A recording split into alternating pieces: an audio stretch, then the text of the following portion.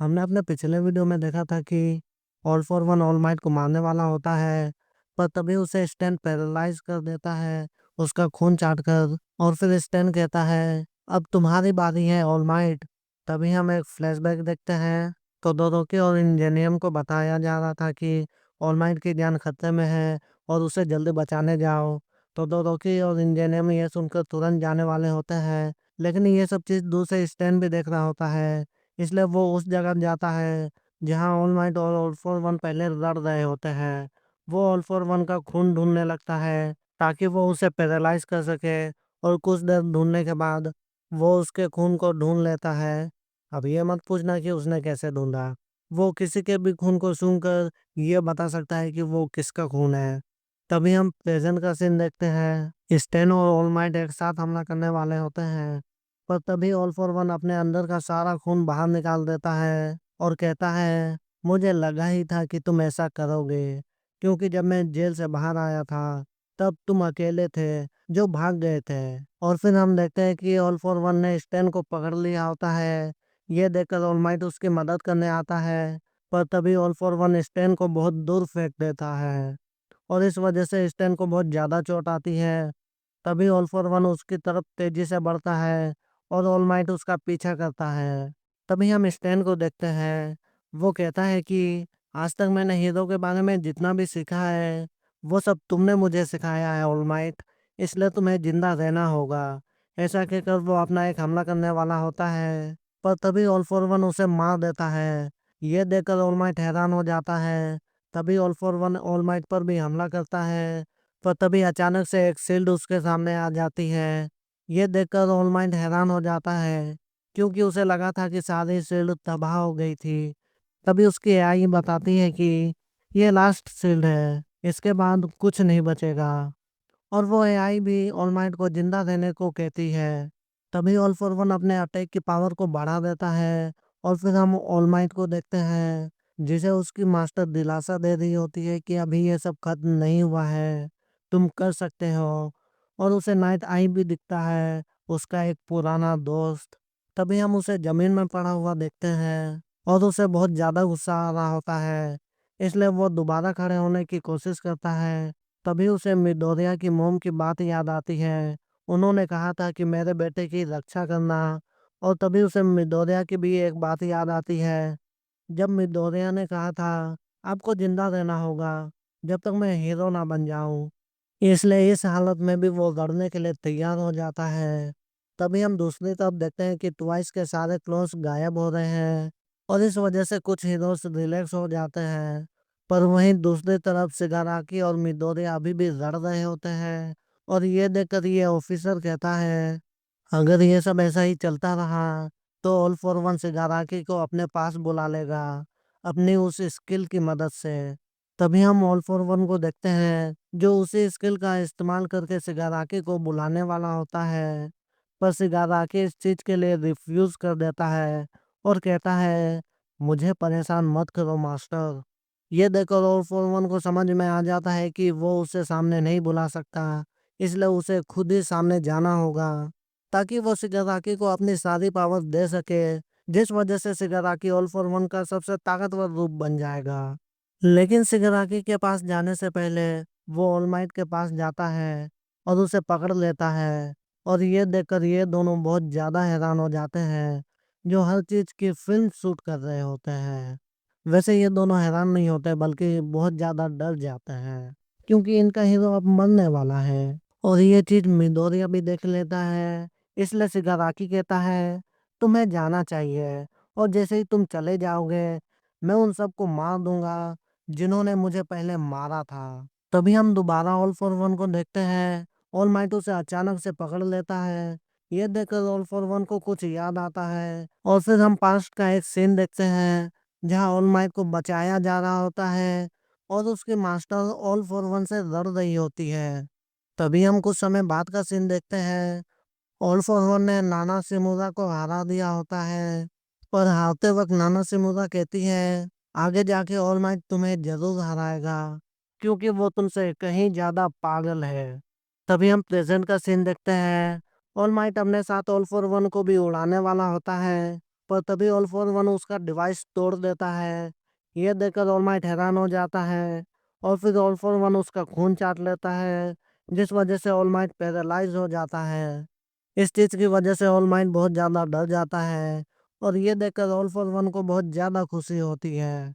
और तभी वो ऑल माइट के दो टुकड़े करने वाला होता है और ये देखकर सभी लोग दुखी हो रहे होते हैं और ये दुआ करते हैं कि ऑल माइट सेफ रहे। तभी से शिफ्ट होता है और ये देखकर मिडोरिया को बहुत ज्यादा दुख हो रहा होता है, क्योंकि वो शिगाराकी को छोड़कर ऑल माइट की मदद करने नहीं जा सकता। तभी मिडोरिया के पीछे एक एक्सप्लोजन होता है और हम बाकुगो को देखते हैं। उसकी पावर अवेकन हो चुकी है और फिर वो पूरी तेजी से मिडोरिया की तरफ बढ़ता है और मिडोरिया उसे पकड़कर बहुत तेजी से घुमाता है और ऑल फॉर वन की तरफ फेंक देता है, जिस वजह से बाकुगो पूरी तेजी से ऑल फॉर वन की तरफ बढ़ता है। और ये देखकर सबकी उम्मीदें बाकुगो के ऊपर आ जाती है और फिर हम देखते हैं कि बाकुगो ने ऑल माइट को बचा लिया होता है और उसे दूर ले जा रहा होता है। और ये देखकर सभी लोग हैरान हो जाते हैं और साथ ही खुश भी होते हैं। तभी हम इस बच्ची को देखते हैं जो बाकुगो को देखकर बहुत ज्यादा खुश हो रही होती है। और अगर मैं गलत नहीं हूँ तो शायद मैंने इसे मूवी में देखा था। वैसे खैर, हम देखते हैं कि बाकुगो ने ऑल माइट को बचा लिया होता है। तभी बाकुगो के अंदर से एजसोर्ड बाहर आता है और वो कहता है, तुम्हारा शरीर हिलने डुलने के लायक नहीं है। यह सुनकर बाकुगो कहता है, मैं जानता हूँ और मुझे जिंदा रखने के लिए आपका शुक्रिया। यह सुनकर एजसोर्ड कहता है, मैंने तुम्हें बस जोड़ कर रखा है। फिर वो बताता है कि जब बाकुगो मरने वाला था तब वो बाकुगो की धड़कनें जबरदस्ती चला रहा था, पर तभी उसके अंदर उसके पसीने की एक बूंद आ गई और उसी वजह से बाकुगो जिंदा है, क्योंकि उसकी ताकत अचानक से बढ़ गई। और फिर वो ये भी कहता है कि ये कोई चमत्कार नहीं है, बल्कि ये सालों से तराशी हुई तुम्हारी खुद की ताकत है। तभी बाकुगो ऑल फॉर वन की तरफ देखता है और वो कहता है, ये बच्चा कौन है? मैंने सोचा था कि मैं ऑल फॉर वन को खत्म करूंगा। तभी ऑल माइट उसे बताता है कि वो बच्चा और कोई नहीं बल्कि ऑल फॉर वन है। वो रिवाइंड का इस्तेमाल कर रहा है, जिस वजह से उसे जितनी बार भी चोट लग रही है वो उतना ही छोटा होता जा रहा है। इसलिए उसे अगर बार बार डैमेज मिलता रहा तो वो गायब हो जाएगा। और फिर ऑलमाइट बाकुगो को पास बुलाता है और उसे अपना टूटा हुआ हैंड ग्लव देता है और कहता है, मुझे माफ करना, मैं तुम्हें बस यही दे सकता हूँ। और ये सुनकर बाकुगो एक बड़ी सी स्माइल देता है। तभी हम ऑल फॉर वन को देखते हैं। वो कहता है कि मैं उस बच्चे को सबक सिखाना चाहता हूँ, पर अब मैं इतना आगे आ ही गया हूँ तो मुझे सिगाराकी के पास जाना होगा। इसलिए वो पूरी तेजी से सिगाराकी की तरफ बढ़ता है। पर तभी हम देखते हैं कि बाकुगो अचानक से ऑल फॉर वन के सामने आ जाता है। स्पीड देख रहे हो बंदे की? भाई ये कितना तेज हो गया है।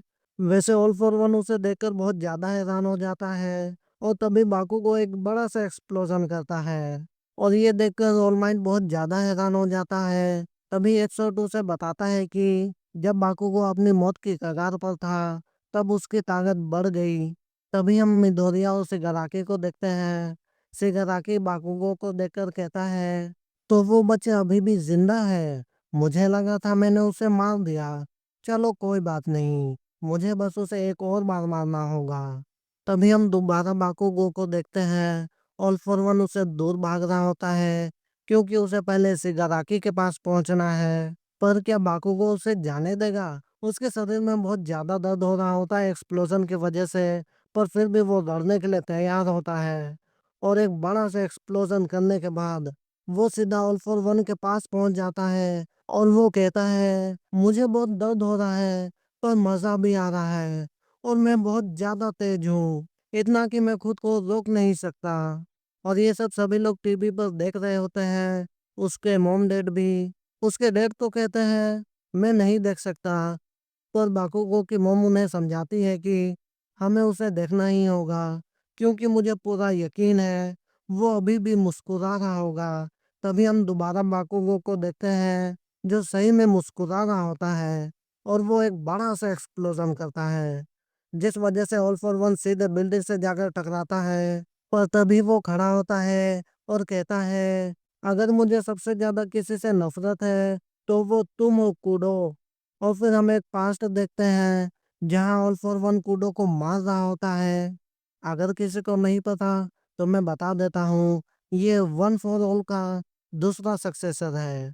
मेरा मतलब दूसरा यूजर। वैसे यूजर और सक्सेसर तो एक ही होता ना। छोड़ो, जाने दो। हम प्रेजेंट में आते हैं और बाकुगो कहता है, बुढ़ापे में सठिया गए हो क्या? मेरा नाम बाकुगो है।